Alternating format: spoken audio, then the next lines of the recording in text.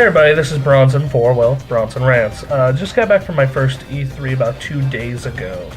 This was an amazing experience. It was awesome just to get out there, cover games, do editorial, interview a couple people. It was a fantastic experience, and I was going to figure out some things to rant about, but other than being maliciously raped by $4 bottles of water at the convention center, there isn't much I could think of that really ruined my experience at E3.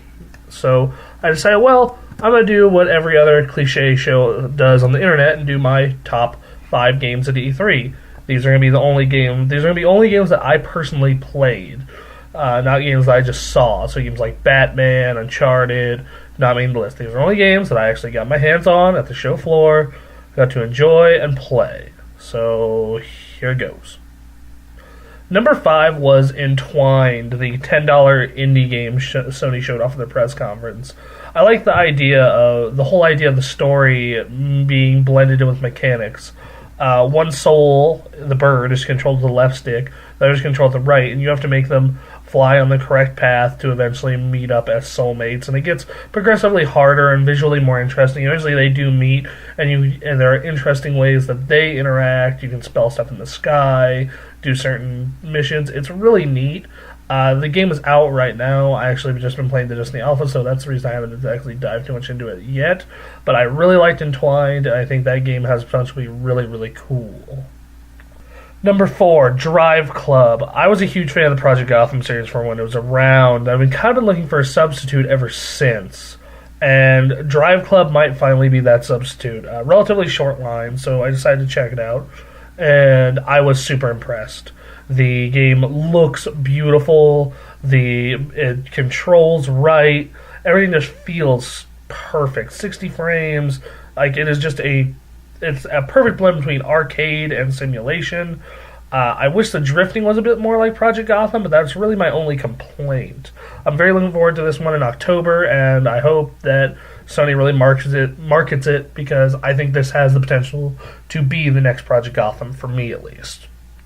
Number 3, Destiny. Well, we set an appointment to go see Destiny competitive multiplayer behind closed doors, and it was awesome. It reminded me of a good blend between a faster paced shooter like Call of Duty while still keeping the elements from Halo I liked. I liked the RPG elements where you had different guns and weapons depending on your class and powers.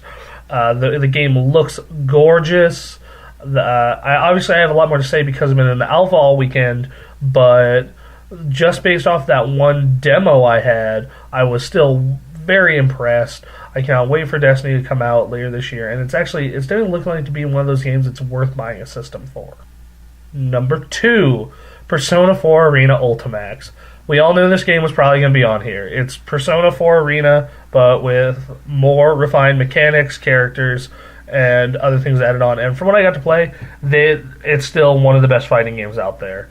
It looks gorgeous. The music is, of course, in that Persona style. It's very catchy. I love the shadow characters. They look really cool. I got my hands on some of the brand new characters, and they play in interesting ways. Like Rise is the definition of like a true zoning character.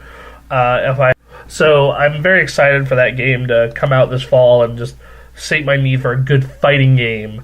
Also, it seems like it's still accessible for newcomers, and picking up the story where the last one left off, all that comes together to make me really excited for it.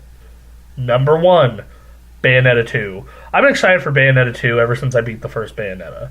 But finally getting my hands on it and seeing that they are just taking the ideas from Bayonetta and cranking it all the way up to 11 and breaking the knob off the system just makes me so happy. At E3, I played just the prologue, and I was fighting on top of a fighter jet, and then a train, and then running up a building fighting a giant Godzilla-type monster while I flied with butterfly wings. The combo system's still fantastic. You can still dodge, like the bullet witch time thing still works. It's all really well made and looks great, runs at 60 frames. The controls are nice and tight. It's everything about the first Bayonetta that I loved, including the insanity taken to the next level. I can't wait for that game this October. The fact that it comes with Bayonetta 1 with a bunch of extras makes it even better.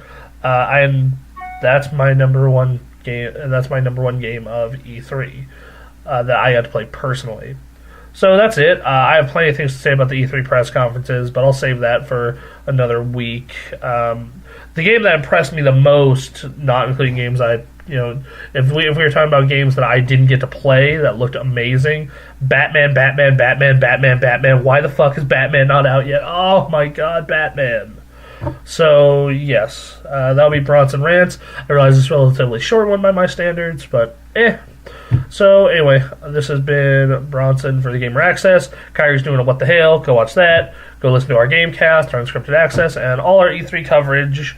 And we'll be back to our normal schedule / stuff within the next week or so. Access granted.